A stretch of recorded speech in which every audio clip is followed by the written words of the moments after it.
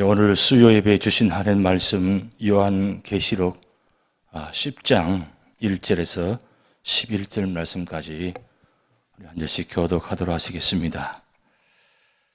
요한계시록 10장 1절에서 11절 말씀까지 교독하도록 하시겠습니다. 내가 또 보니 힘센 다른 천사가 구름을 입고 하늘에서 내려오는데 그 머리 위에 무지개가 있고 그 얼굴은 해 같고 그 발은 불기둥 같으며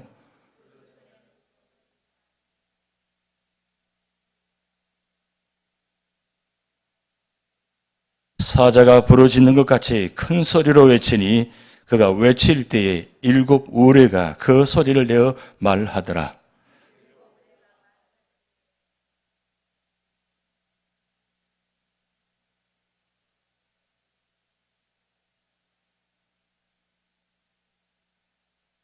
내가 본 바 바다와 땅을 밟고 서 있는 천사가 하늘을 향하여 오른손을 들고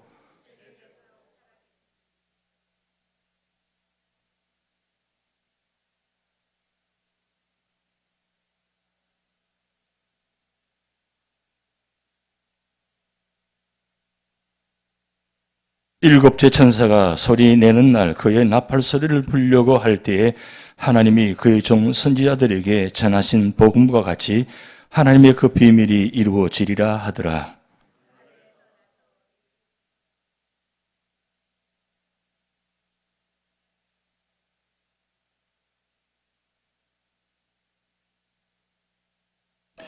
내가 천사에게 나아가 작은 두루마리를 달라 한즉 천사가 이르되 갖다 먹어버리라.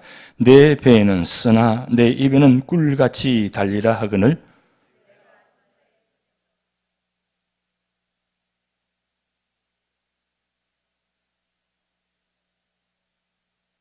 합독하시겠습니다. 그가 내게 말하기를 내가 많은 백성과 나라와 방언과 임금에게 다시 예언하여야 하리라 하더라. 아멘. 자, 우리 인사하시겠습니다. 마라나타 한번 인사하시겠습니다. 예. 좀 즐거운 마음으로 기쁜 마음으로 마라나타 하시면 좋겠습니다. 지난주 1부 예배 끝나고 난 다음 2부 예배 시작할 때 전에 이 앞에 모니터 스피커가 나가버렸어요. 그래서 소리는 나가는데 제가 듣지를 못하는 거예요. 그래서 2부 예배 때 예배 시작부터 이 오르간 소리가 크니까 전혀 소리가 제가 찬양 인도하는데 소리가 전혀 안 들리고 또 예배 때 말씀 전할 때도 찬송 인도할 때도 잘 안 들려서 굉장히 힘들었어요. 근데 오늘 저녁에 우리 집사님 오셔서 이제 소리 연결되어서 이제 소리가 납니다. 제가 살 것 같아요. 예. 뭐라고 말씀하셨어요? 그런데 이제 모르시죠? 뭐 잘 못 느끼시죠? 앉아 계신 분들은 앞에서 이 앞에 스피커가 얼마나 중요한지. 이것도 원래 모니터 스피커가 아니고 일반 스피커입니다. 모니터 스피커를 달아야 되는데 없어서 그냥 있는 걸 갖다 놓고 이제 시작한 거예요. 그래도 이것만 해도 너무 감사하죠, 사실은. 근데 제가 왜 말씀드리냐면 이 소리, 스피커 소리만 들려도 답답해서 견디기 힘든데 하나님의 음성을 듣지 못한다면 어떨까? 그런 생각이 든 거예요. 그래서 하나님의 음성 듣지 못하면 정말 답답할 것이다. 관심이 없으면 상관이 없습니다. 그런데 하나님께 관심 있는 분들은 하나님이 말씀하지 않고 음성을 들려주지 않으면 정말 힘듭니다.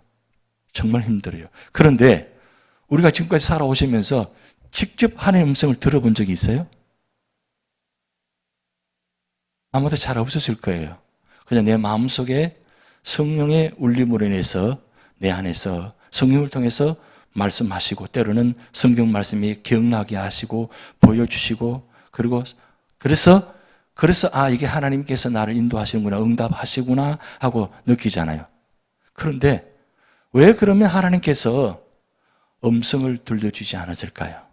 우리 소원이 한 번 하나님의 음성 듣기를 소원하는데 왜 그렇게 들려주지 않을까요? 이유가 있습니다. 만약에 하나님께서 말씀하시기 시작하면 이 성경책이 필요가 없어요. 그리고 설교가 필요 없어요. 그저 산에 올라가서 그냥 기도하고 하나님 말씀 직접 들으면 돼요. 근데 하나님께서 그렇게 하지 않은 이유가 바로 여기 있습니다. 성경을 보라는 겁니다. 그리고 쓸데없는 말 듣지 말라는 거예요. 왜냐하면 우리 사람은 때로는 비몽사몽간에 다른 음성이 들려질 때 있어요. 그게 누구의 음성이냐면 사탄의 음성이에요.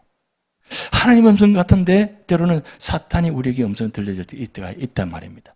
그래서 하나님은 직접 말씀하지 않고 이 성경 말씀을 통해서 그리고 강단에 선포된 말씀을 통해서 그리고 기도하는 가운데 말씀을 통해서 연결시켜서 성령을 통해서 말씀하게 하십니다.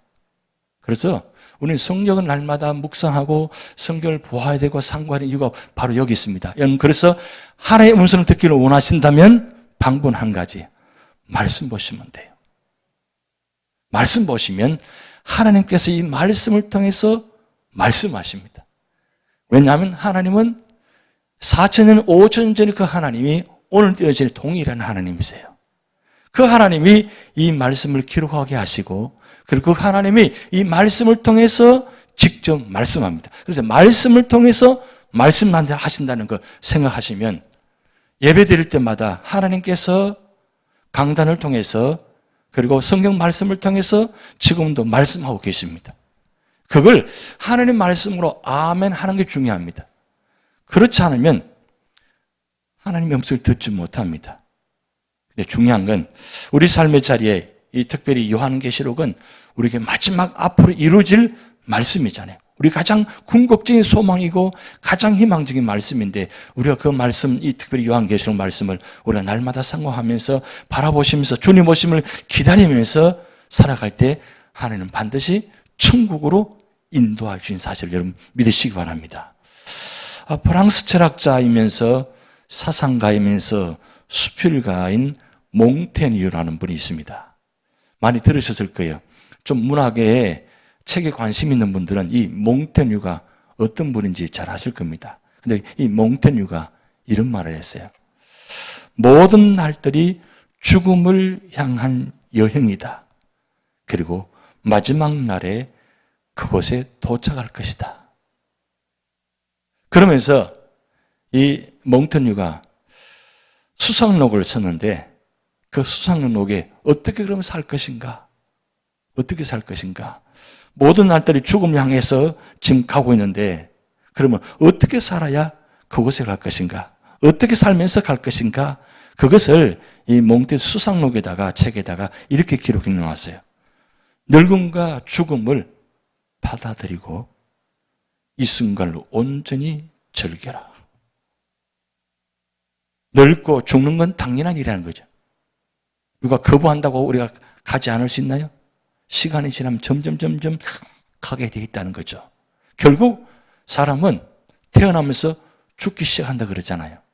그래서 시간이 지나면 점점 더 아름다워져야 되는데 우리 살같이 피부가 모양이 더 좋아져야 되는데 그렇지 않고 어떻습니까? 시간이 가면 갈수록 어때요? 점점 쭈글쭈글해져요. 점점 이상해져요. 그래서 온갖 치장, 변장, 화장해도 안 돼요.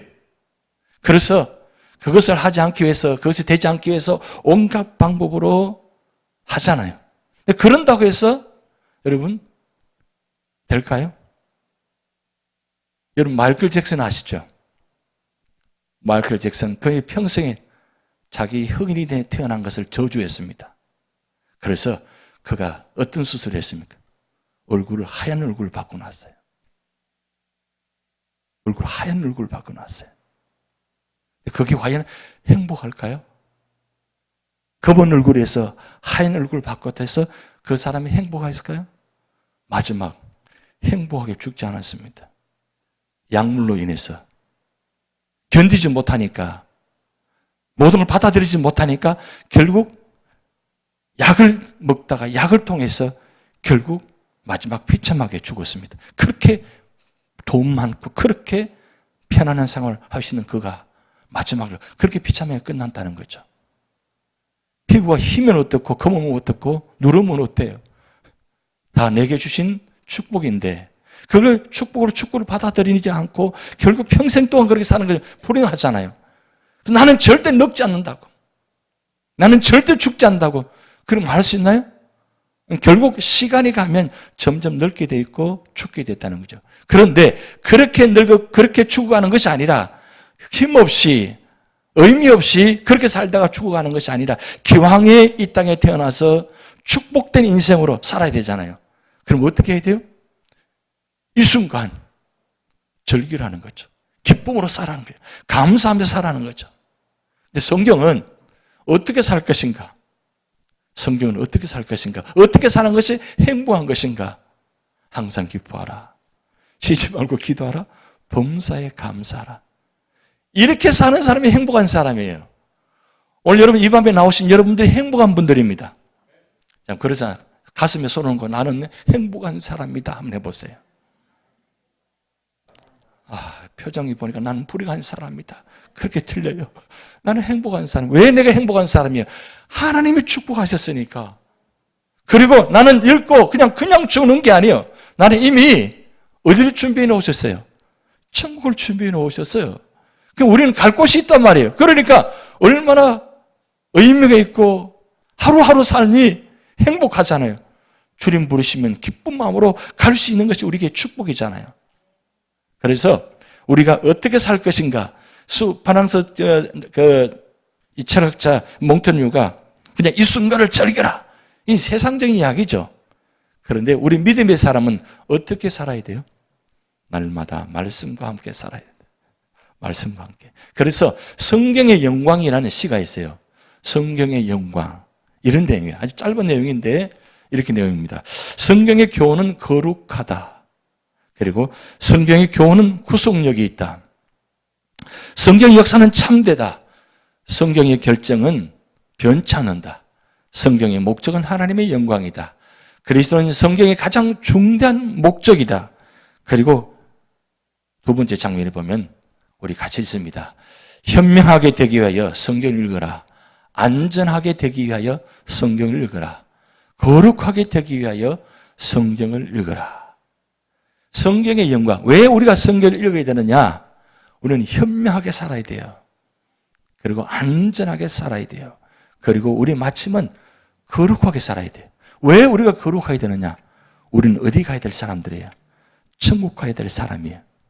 천국 가려면 내가 거룩한 사람이 되셔야 돼요. 우리 하나님 만나려면, 하나님께 함께 하시려면 거룩한 사람이 됩니다. 구약 성경에 내가 거룩하니 너희도 거룩하라. 그렇게 말씀하셨어요. 거룩함이 무엇입니까? 거룩함은 말씀 안에서 말씀과 함께 살아가면 나 자신도 모르게 거룩하게 되어진다는 거죠. 거룩하게 되기 위해서 사는 것이 얼마나 힘들겠어요. 근데 말씀 안에 있으면, 성령 안에 있으면, 예수 그리스도 안에 있으면 자동적으로 성령께서 나를 거룩하게 만들어 주세요. 내가 찬양 드리고 예배 드리고 기도하고 말씀 보면 그 자리가 나의 삶을 변화시켜 주세요.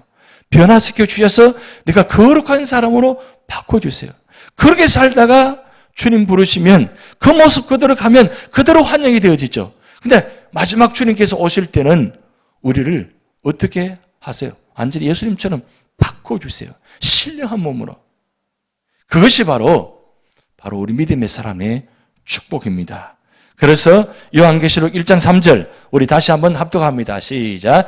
이 예언의 말씀을 읽는 자와 듣는 자와 그 가운데 기록한 것을 지키는 자는 복이 있나니 때가 가까움이라. 내가 복 있는 사람인가? 여러분 스스로 한번 판단해 보시기 바랍니다. 읽고 듣고 지키는 것. 이 세 가지가 삼박자가 같이 이루어지는 겁니다. 삼박자. 그래서 삼박자의 축복은 읽고 듣고 그리고 지키는 것이 진짜 축복이라는 거예요.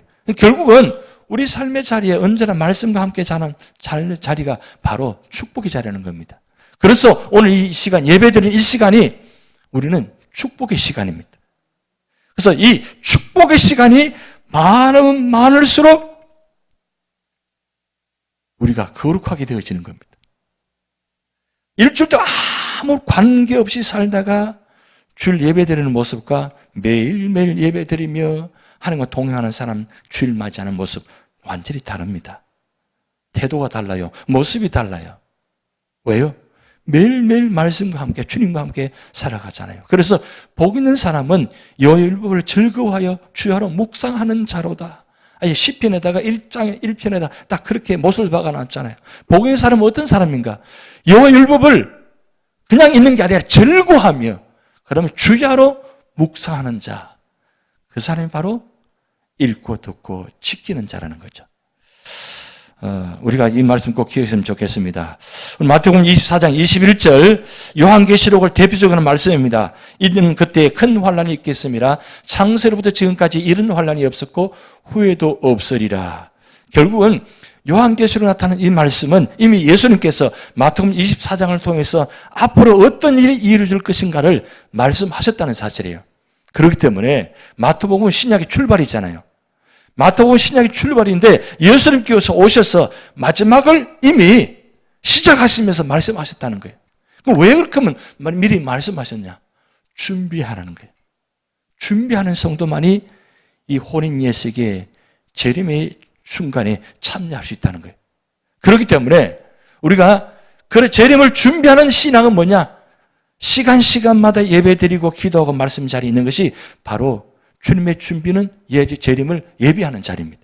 그래서 오늘 이 시간이 주님을 준비하는 그런 시간이 되시기 바랍니다. 그런데 주님을 준비할 때 그냥 준비하는 것이 아니라 어떻게 준비하느냐? 말씀 속에 무슨 말씀하셨는가? 그리고 마지막 때 어떤 일이 이루어질 것인가를 명확하게 알아라는 거죠. 명확하게, 정확하게 알아라는 거죠. 그래서 여러분 보시면 3대 7중재앙, 7인 7인 7나팔 7대접의 심판이 현재 진행되는 모습입니다. 마지막 주님 오시기 전에 이루어질 일 3대 7중재앙이에요. 그런데 우리는 7인 그 다음 7나팔 6번째까지 우리가 말씀을 상고했습니다. 그런데 오늘 본 말씀은 바로 6번째와 7번째 나팔 사이에 삽입되는 10장과 11장 막간의 상황입니다. 그런데 한 가지 중요한 사실은 여러분 7인 재앙 있을 때 6번째 제왕 7번째 인 떼기 전에 그 사이에도 삽입된 장면이 있었습니다. 근데 동일하게 7나팔 재앙도 6번째와 7번째 사이에 삽입해 놓았어요. 막간입니다. 막간.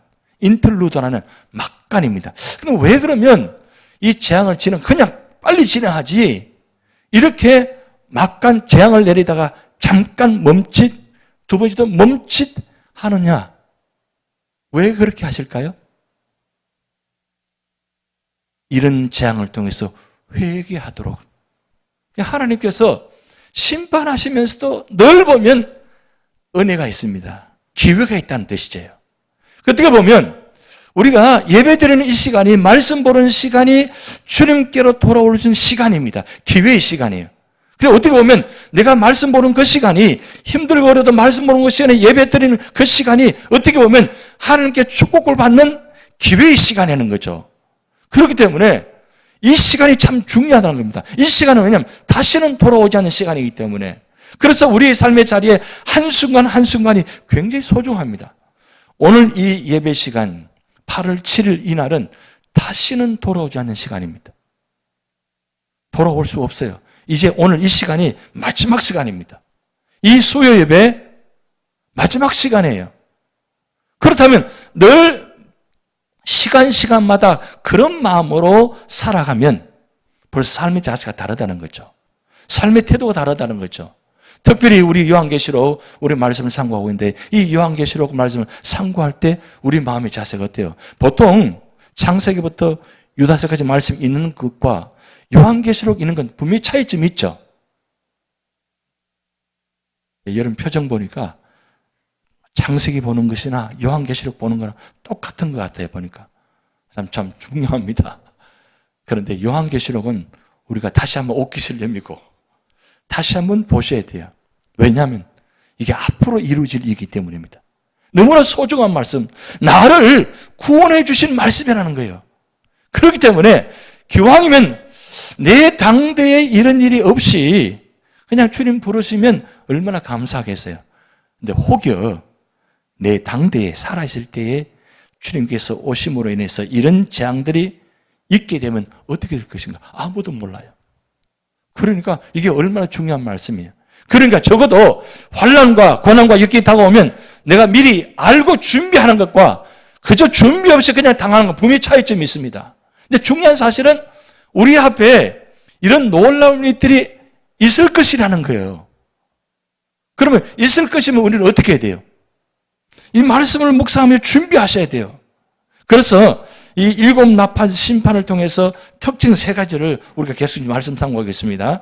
하나님의 축구를 강조하고 성도들의 기도 응답으로 진행되고, 세 번째, 하나님을 대적하는 세상과 우상 숭배에 대한 심판을 지금 말씀하고 있습니다. 그래서 여러분 꼭 부탁드리고 싶은 건 어떤 상황에도 내가 하나님을 대적하는 자리에 있지 마시기 바랍니다. 하나님과 적과의 관계 되지 않기를 바랍니다. 기왕이면 하나님께 순종하고 하나님 뜻대로 살아가는 삶의 자리가 되셔야 된다는 거죠. 왜냐하면 나도 나 자신을 잘 모르니까 내가 그 상황 가봐야 되겠지만, 그러나 평소에 내가 어떤 모습으로 살아갈 것인가 가장 결정순간에 나타난다는 거죠. 그렇기 때문에 이 일곱 나팔을 통해서 결국은 무슨 말씀하시냐면 하나님 세상을 심판하시는데 어떤 자를 심판하시느냐?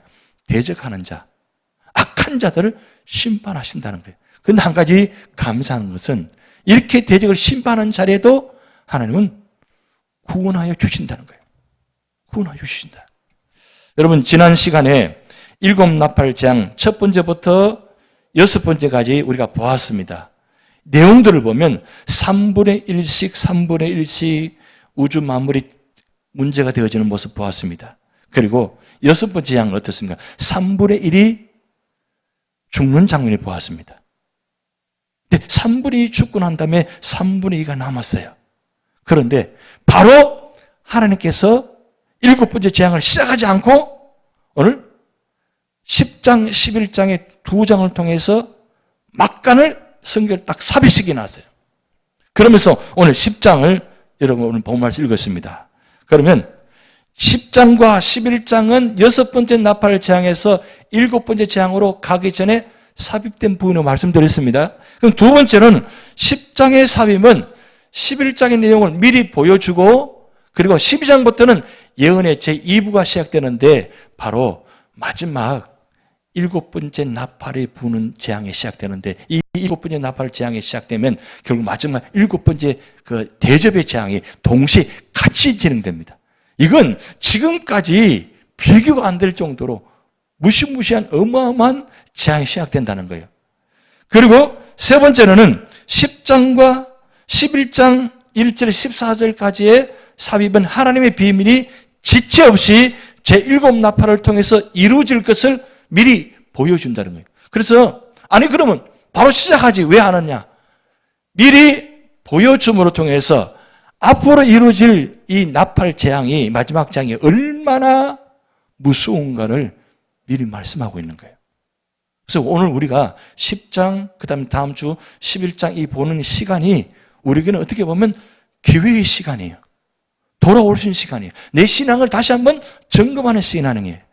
그래서 내가 과연 하나님 앞에서 어떻게 살아왔는가, 지금 어떻게 살고 있는가, 어떻게 살아갈 것인가를 내 신앙을 다시 한번 점검하는 시간이에요. 그러면 오늘 10장을 통해서 뭘 말씀하고 있냐 이거죠. 10장에 묘사되는 환상은 그 무대가 하늘인데, 이 중간 계시는 일곱째 나팔의 재앙을 앞두고 이 땅에 고난당하는 성도들에게 위로를 준다 그랬어요. 지금 3분의 1씩 죽는 장면을 보았습니다. 그런데 그 3분의 1 죽음은 믿는 자가 죽는 것이 아니고 믿지 않은 자, 악한 자가 죽는다 그랬어요. 그 장면을 보면서 뭘 보여주느냐? 믿음으로 살아가는 사람들이 그 장면을 못 가고 있잖아요. 그럼 얼마나 불안하겠어요? 얼마나 힘들겠어요? 지금 그 일이 바로 옆에 있습니다. 여러분, 일은 마지막 나팔의 재앙이 아니더라도 여러분 삶의 속에 보면 여러 가지 힘든 일이 주변에 많이 있잖아요. 그러면 내가 어때요? 나도 저렇게 당할 수가 있겠구나. 나도 저렇게 힘들 수가 있겠구나. 여러분 생각 들지 않겠어요? 뭐 아무 관심도 없고 아무 의미도 없어요? 분명히 주변에 엄청난 일들이 지금 진행되고 있잖아요. 들려오는 소식들이 그냥 보통 소식이 아니에요. 전에는 그냥 조그마한 사건인데 요즘은 보통 사건이 아니에요. 엄청난 일들이 지금 진행되고 있습니다. 그것이 아주 멀리 있는 것이 아니라 아주 가까이에. 아주 가까이에. 지금 미국에 엄청난 일들이 지금 일어나고 있잖아요. 총격 사건에 인해서. 어느 순간에 어느 자리에 그렇게 될 줄 누가 알았겠어요? 그런 일들이 비일비재하게 일어나고 있다는 거예요. 그런 상황 속에 살아가면서 내가 어떻게 살아갈 것인가? 결국 믿음의 성도는 마지막 재앙 가운데 하나님은 뭐요? 우리에게 이 사실을 보면서 위로를 주신다는 거예요. 심판을 보면서 재앙을 보면서 내가 위로가 돼요? 걱정되고 더 두려워해요? 아니죠. 이 재앙을 통해서 무슨 말씀하시느냐? 바로 나를 지금 보호하고 계신다는 것. 나를 보존케 하신다는 것. 그리고 결국 마지막에는 어떻게 해요? 승리할 것이라는 사실을 지금 깨우쳐주고 있다는 사실이에요. 그래서 요한계시록 말씀은 사실 저와 여러분에게 무슨 말씀하시느냐? 지금 앞으로 이루어질 환난이지만 이런 엄청난 환난 가운데도 하나님 우리를 이런 재앙을 말씀을 통해서 위로해 주시고 너는 선택받았으니 염려하지 말라고. 두려워하지 말라고. 그래서 성경에 두려워하지 말라가 몇 번 나왔느냐? 어떤 학자가 세어보니까 365번 나왔대요. 365번. 무슨 뜻이에요? 매일매일 1년 염려하지 말, 두려워하지 말라는 거예요. 왜? 내가 너를 지키게, 내가 너를 함께 하겠다. 그 졸지랑 주무시하는 그 하나님이 나를 지켜주시고 있다는 거. 그게 바로 말씀을 통해서 하고 있다는 말씀입니다. 자, 그래서 오늘 본장은 두 가지 나눠지는데 본장은 두 가지, 1절부터 7절까지 작은 두루마리를 가진 책을 가진 힘센 천사의 등장이 있고 두 번째는 사도 요한이 천사에게 작은 책을 받아서 먹는 부분이 나옵니다. 이 두 가지 나오는데 자, 1절 보시겠습니다. 1절 보시면 내가 또 보니 힘센 다른 천사가 구름을 입고 하늘에서 내려오는데 그 머리 위에 무지개가 있고 그 얼굴은 해 같고 그 발은 불기둥 같으며 2절 그 손에는 펴놓인 작은 두리마리를 들고 그 오른발은 바다를 밟고 왼발은 땅을 밟고 3절 사자가 부르짖는 것 같이 큰 소리를 외치니 그가 외칠 때 7 우리가 그 소리를 내어 말하더라 그랬어요. 자, 여러분 1절에 3절까지 힘센 천사가 나옵니다. 여기 힘센 천사가 지금 두 가지 해석합니다. 어떤 사람 분들은 이 힘센 천사가 예수 그리스도다 이렇게 말하는 분이 있고 아니다. 지금 이미 아직은 예수님 등장할 상황이 아니다. 이거는 천사 중에서 가장 힘센 천사가 나타나서 말씀하시는 거다. 그렇게 이야기하는데 저 입장은 또 일반적인 입장 많은 부분들은 이 두 번째 이야기를 많이 이야기합니다. 이 힘센 천사는 바로 천사 중인데 천사 중에 한 사람인데 이 천사가 천사 중에서 가장 힘센 자, 능력 있는 자. 그런데 보면 이 힘센 천사가 등장할 때 꼭 보면 하나님이 예수님이 등장하는 것처럼 보여요. 그러니까 이분은 예수님이다라고 이야기한다는 거죠. 그런데 어떻게 해서 그러냐? 제가 오늘 나눠드린 유인물에 보시면 첫 장에 힘센 천사의 모습과 그 상징적 의미가 나와 있어요. 여러분 다 갖고 계시죠? 보시면 구름을 입고 하늘에서 내려옵니다. 자, 구름을 입고 하나님께 내려온다는 게 무슨 뜻이냐면 하나님의 영광을 입고 내려온다는 뜻이에요. 그럼 꼭 보면 누가 오신 것 같아요? 예수님 오시는 것 같잖아요. 예수님이 올라갔어요. 어떻게 올라가셨어요? 구름 타고 올라가셨어요. 그럼 오실 때도 본 그대로 오신다고 했으니까 예수님 구름을 타고 오신단 말이에요. 그러니까 구름을 입고 하늘에서 내려오니까 이건 예수님께서 오시는 것이 아니냐라고 하는데 아니라는 거예요. 근데 중요한 건 지금 이분이 예수님이냐 천사냐 이것보다 더 중요한 건 천사라도 하나님께서 특별한 사명과 특별한 영광과 특별한 능력을 주시기 때문에 그 특별한 능력을 주시기 때문에 오실 때 그런 하나님의 은혜의 모습으로 오신다는 거죠. 그런데 중요한 건 힘센 천사가 구름을 입고 하늘에서 내려오는데 그 하나님의 영광을 입고 내려온다는 뜻이에요. 그리고 두 번째로는 머리 위에 무지개가 들려있습니다. 이 무지개 이야기는 여러분 아시잖아요. 노홍수 때 심판 후에 무지개를 세워놓았어요. 그 무지개를 세운 이유는 다시는 물로 심판하지 않겠노라. 그런데 물로 심판하지 않으면 어떻게 하느냐? 마지막 불의 심판이 있다는 거죠. 그래서 무지개 이야기하다가 창세기부터 사라졌다가 이 요한계시록에 이때 등장합니다. 무지개가. 근데 그 천사가 뭐요? 머리 위에 무지개가 있다 그랬어요. 여러분 생각해 보시면 정말 그 힘든 천사 위에 무지개가 다 같이 움직여요. 얼마나 보기 화려하고 얼마나 아름답겠어요? 그런데 무슨 뜻이냐면 이 뜻은 하나님의 신실하심을 나타낸다. 한번 약속하셨으면 끝까지 변치 아니하시고 그 약속을 지키셨잖아요. 물로 심판하지 않고 마지막에 하나님 그렇게 하신다고 약속하셨잖아요. 그런데 마지막 약속을 지키시니까 신실하신 하나님의 은혜를 나타냈던 무지개. 그리고 얼굴은 해와 같이 빛났다 그랬어요. 이 보면 얼굴이 해와 같이 빛났다는 뜻은 하나님께서 모습을 그렇게 표현하잖아요. 예수님 모습을 그렇게 표현하잖아요. 근데 모세가 예수님과 대면하여서 그리고 시내산에서 두 번째 이 십계명 받아 내려올 때 얼굴에 광채가 나가지고 보지 못했다 그랬어요. 그래서 수건을 얼굴에 가렸다 그랬어요. 얼마나 광채가 났으면. 근데 오늘 보면 얼굴에 해와 같이 빛났다 그랬어요. 이 뜻은 하나님의 거룩과 영광을 나타내는 겁니다. 사실은 천사이면서도 하나님의 거룩과 영광을 나타내게 해주셨다는 거죠. 그리고 발은 불기둥 같다 그랬어요. 이 발은 불기둥 같았는데 이 불기둥 보면 뭐 돼요? 뻘겋게 지금 기둥이 세워져 있잖아요. 그게 무슨 뜻이냐? 바로 하나님의 권능을 나타냅니다. 이 불기둥이. 근데 이 불기둥이 이스라엘 백성 40년 동안 이 불기둥, 구름 기둥을 인도했다는 사실이에요. 근데 그 인도하는 불기둥이 때로는 심판의 불기둥이 될 수 있다는 겁니다. 마지막 때. 그렇기 때문에 이런 그 천사의 모습을 통해서 무슨 말씀을 하느냐? 하나님께서 이런 모습을 통해 천사의 모습을 통해서 권능을 나타내신다. 그러면서 손에 펴놓인 작은 두루마리를 들렸어요. 그냥 오는 것이 아니라 그 손에 작은 책이나 작은 두루마리. 이거는 오늘로 말하면 이 성경책과 같은 의미입니다. 작은 두루마리를 그 손에 들려줬다. 그건 무슨 뜻이냐면 이 작은 두루마리에 어떤 내용이 담겨있느냐? 하나님 계시가 담겨 있다는 거예요. 어떤 내용인지는 정확히 기록되지 않습니다. 그런데 이 천사의 손에다가 이 작은 두루마리를 들렸다는 것은 이 계시 말씀을 담겼다는 의미가 있습니다. 그리고 오른발은 바다에, 왼발은 땅에 밟고 있다 그랬어요. 왜 그렇게 하느냐? 지금 힘센 천사가 내려왔는데 땅과 바다를, 양발을 그냥 그 위에 서 있습니다. 그럼 무슨 뜻이냐? 보면 하나님의 권세를 나타납니다. 땅과 바다, 온 천지를 주관하시는 분이 누구냐? 바로 하나님이신데 하나님께서 천사에게 권능을 부여해서 이 천사를 통해서 땅과 바다를 지금 심판하시기 위해서 준비하는 장면이에요. 그리고 마지막에 보면 음성은 사자의 부르짖음과 같다 그랬어요. 여러분 3절 말씀 보면 사라가 부르짖는 같이 큰 소리를 외치니 그가 외칠 때 7 우레가 그 소리를 내어 말하더라 그랬어요.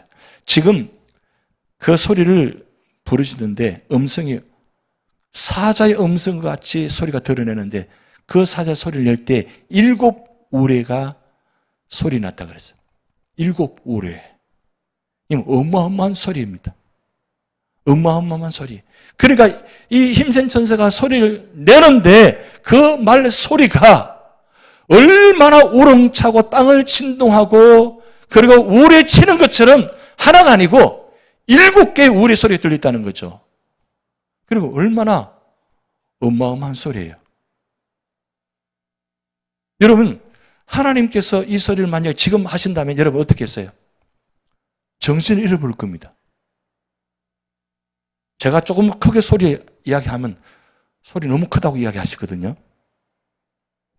그 소리만 해도 지금 시끄럽다고 하는데 만약에 이거 하나님께서 이 천사를 통해서 큰 우리 소리가 7 소리가 들리면 어때요? 여러분 번개가 칠 때 그 치는 소리가 어때요? 대단하잖아요. 땅이 진동이 되고 온 그 공간이 이 소리로 말미암아 대단한 현상이 나타나잖아요. 그런데 하나가 아니고 7 우리의 소리라 그랬어요.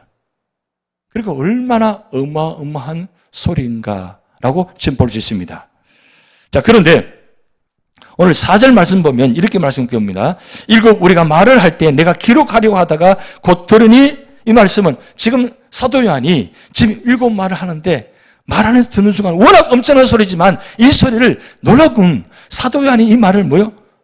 기록하려고 했다는 거예요.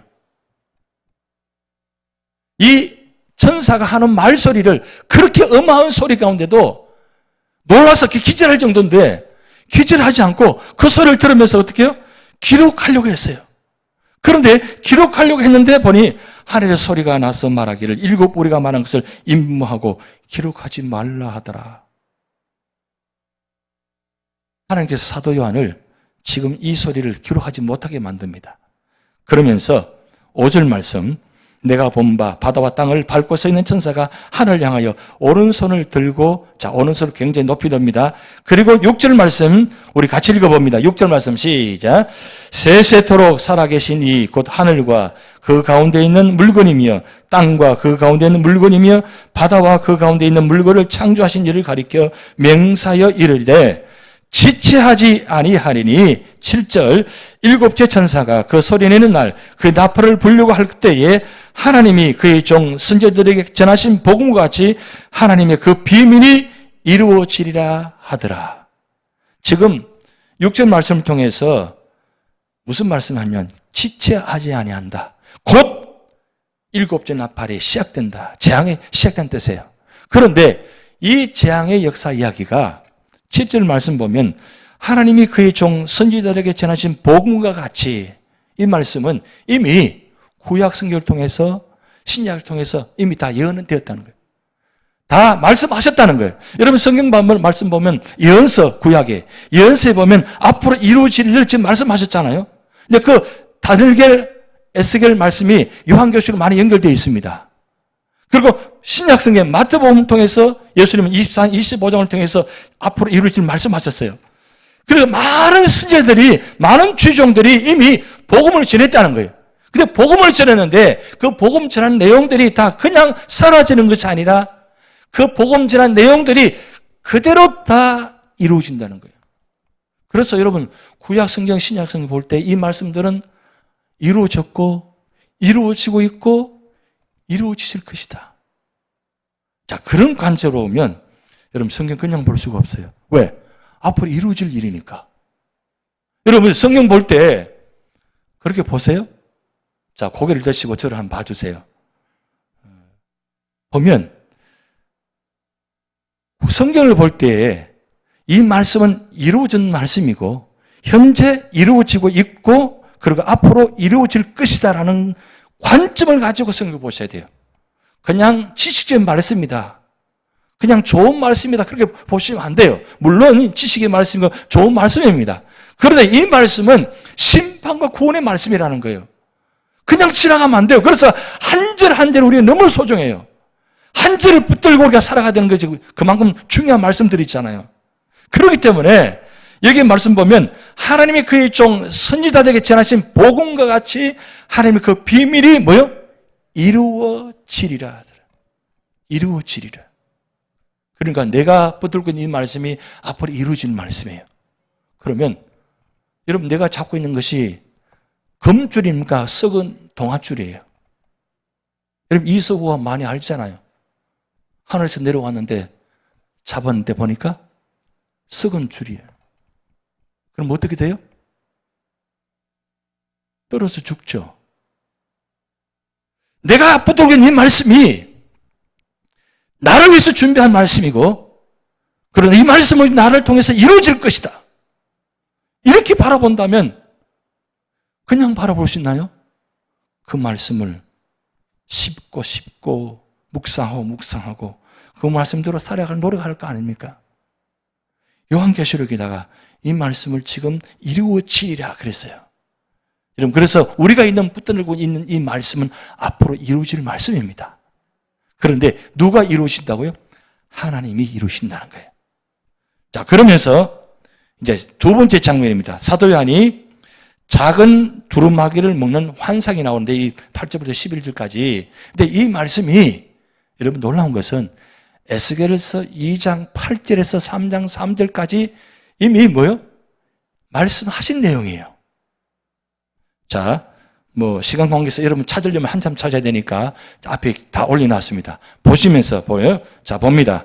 자, 8절부터 같이 읽어볼게요. 너 인자야, 내게 이르는 말을 듣고 그 패역한 족속같이 패역하지 말고 내 입을 벌리고 내가 내게 주는 것을 먹으라 하시고 9절 내가 보라 한 손이 나를 향하여 펴지고 보라 그 안에 두루마리 책이 있더라. 10절 그가 그것을 내 앞에 펴시니 그 안팎에 글이 있는데 그 위에 애가와 애곡과 재앙의 말이 기록되었더라. 자, 여기 말씀 보면 그 내용이 글이 있는데 여기는 지금 표현해 놓았어요. 글이 무슨 내용이냐. 그런데 이 요한계시록은 그 내용이 없어요. 무슨 내용 이야기하지 않았습니다. 그런데 에스겔서는 그 내용이 뭐냐. 애가와 애곡과 재앙의 말이 기록되었더라. 무슨 말씀입니까? 심판의 말씀이라는 거예요. 자, 그리고 3장 1절입니다. 또 그가 내게 이르되 인자야 너는 발견한 것을 먹으라.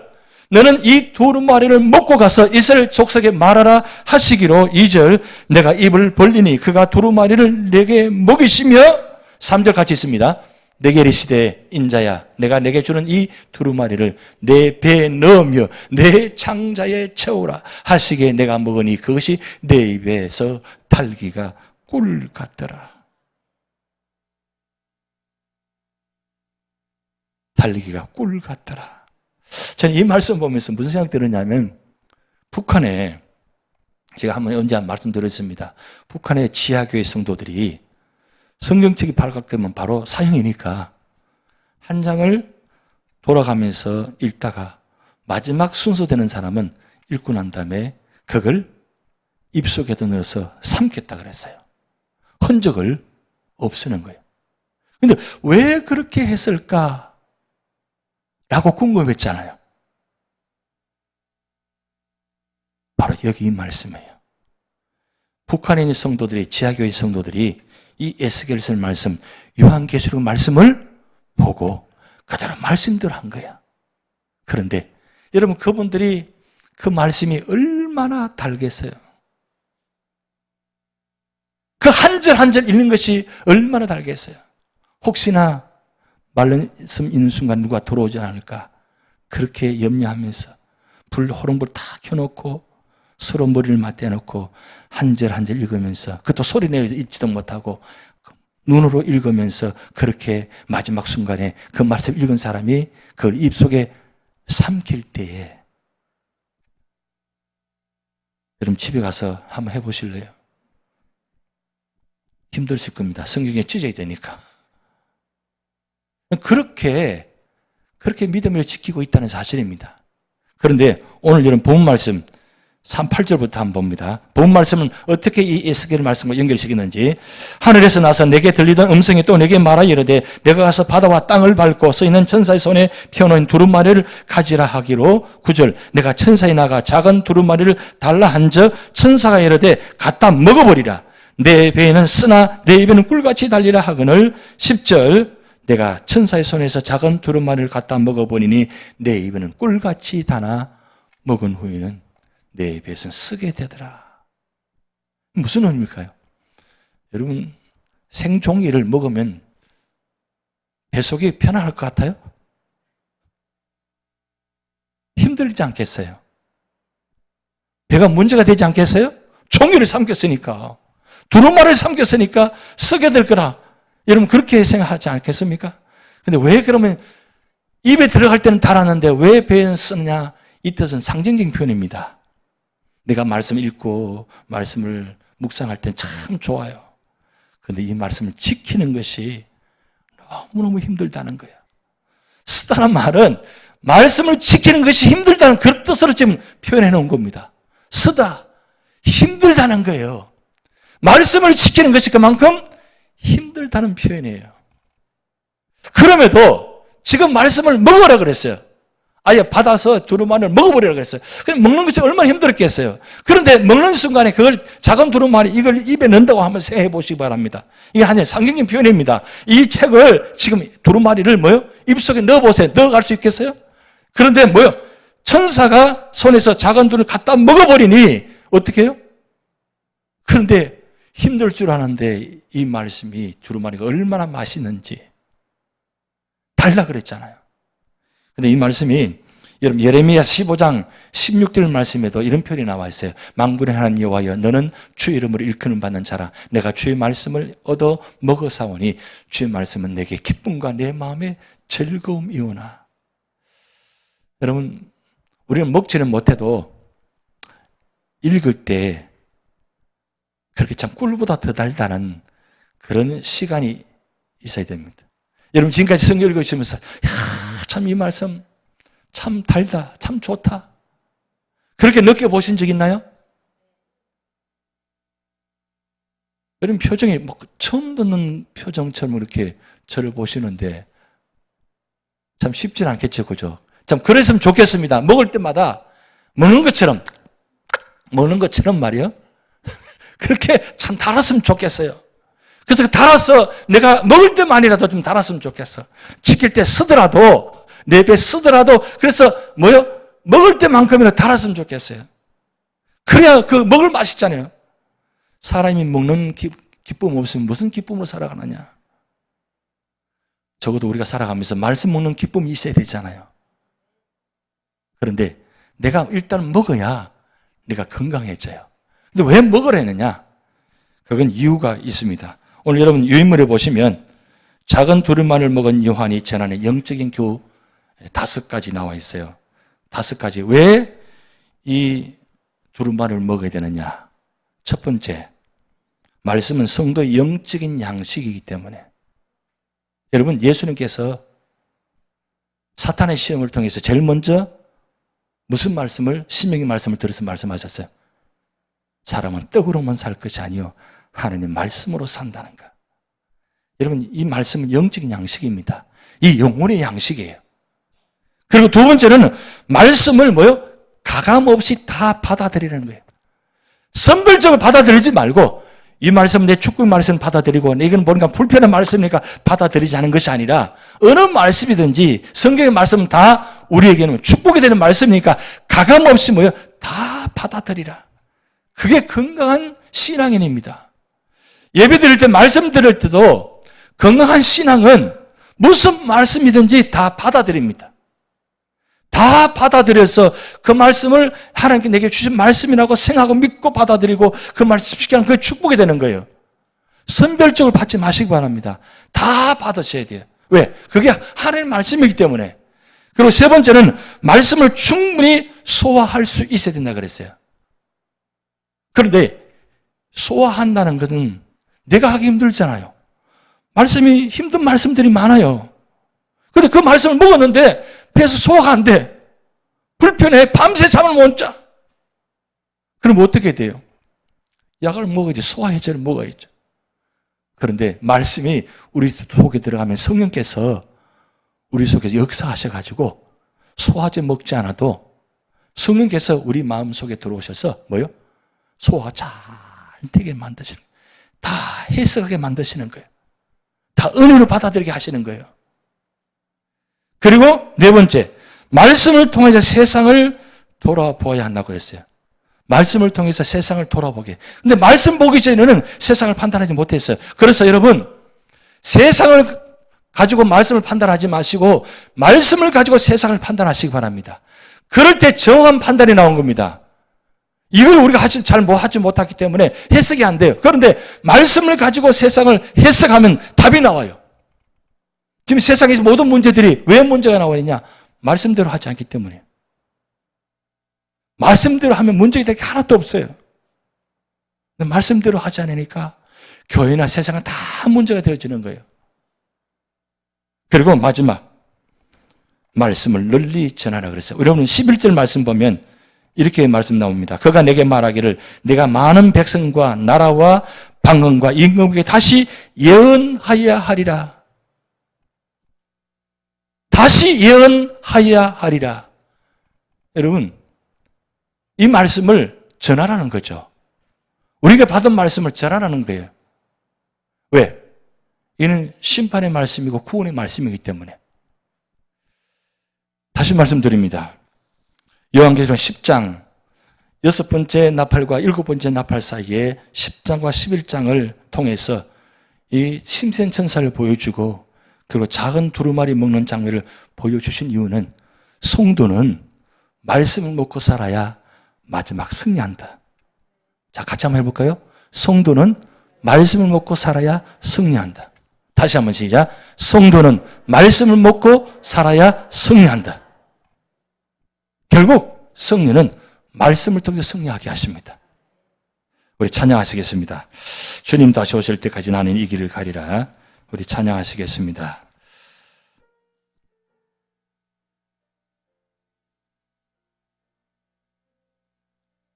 주